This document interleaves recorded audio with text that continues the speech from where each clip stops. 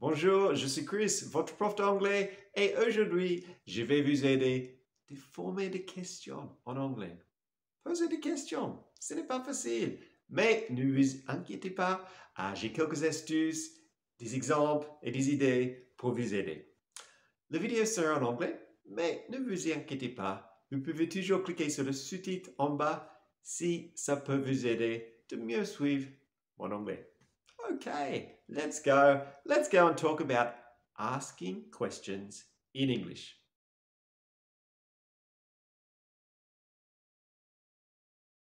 Okay, asking questions in English can be difficult. Often, my students, they think too much about it. They're trying to think, oh, is it a question in the present perfect? Is it the past perfect? Is it the future? All these things. And they get confused. Let's try and make it more simple at first. If your question is in the present, use do. Do plus the infinitive. So something like, do you like chocolate? Do you like chocolate? Simple. We have do as the auxiliary verb, and then we had like in the infinitive. Another example, do you play golf? Do you play golf? Okay, nice question. In the present, do plus the infinitive.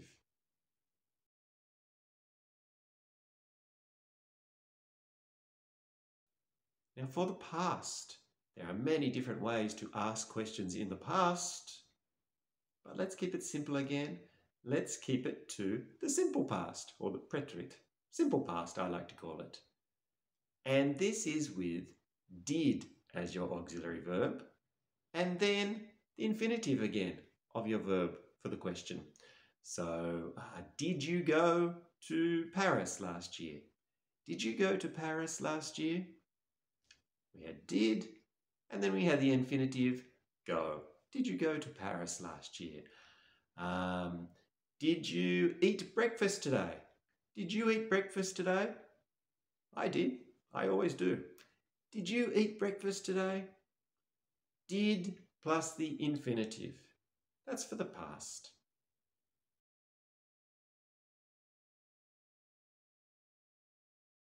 Okay, and finally for the future, let's use will plus the infinitive.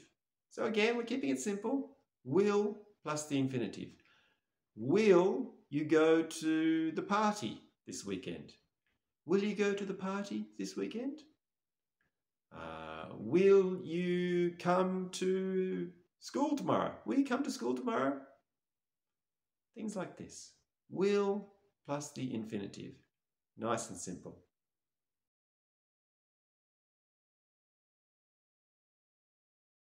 Okay, so we had three simple ways of asking questions. Now they are very simple questions. Do plus the infinitive for the present, did plus the infinitive for the past, and will plus the infinitive for the future. Of course, we can ask much more complicated questions than that, but let's just stick with those three methods for the moment. Now, to make those questions more interesting and a little bit more complicated, we can also use 6 W words that go with these questions. Now, W words include where, what, why, which, when, and who.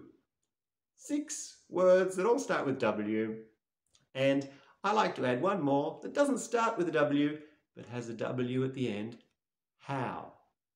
Okay, so those 7 words are excellent question asking words.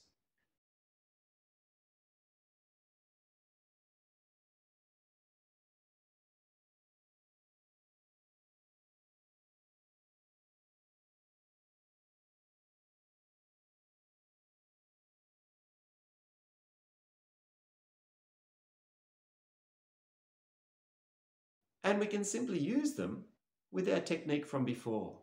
So if it was for the present, we still use do plus the infinitive, but now we can use where, for example. Where do you live? Where do you live?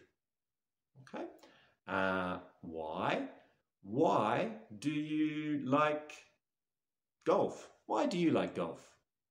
I remember we were talking about golf before, so I used golf again. Why do you like golf? Okay, so that was for the present.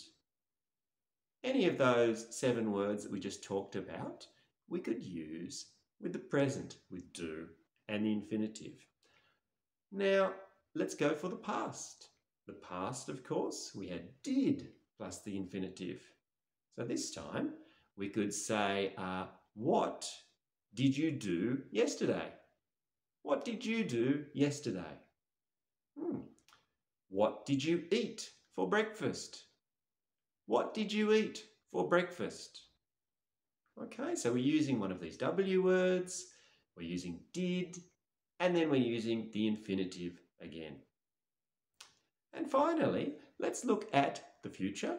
Again, we can use one of these words, and we're using will plus the infinitive.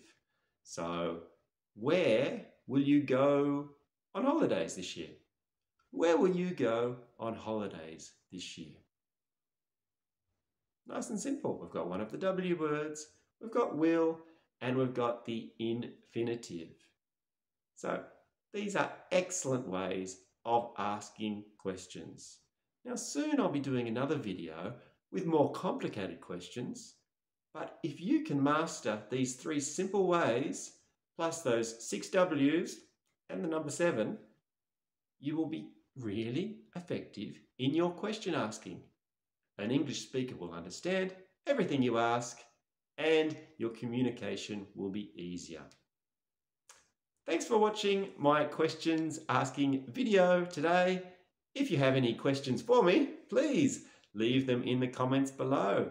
You could practice. And of course, you could also come and watch my series of videos where every Friday, students of mine ask me questions. Friday, what's it called? I can't remember. 5-Minute Friday, that's what it's called. I'll put the playlist up here somewhere or maybe in the comments below. Come and have a look and please ask me a question. It will be great practice for your question asking skills. Thanks for watching. Bye-bye.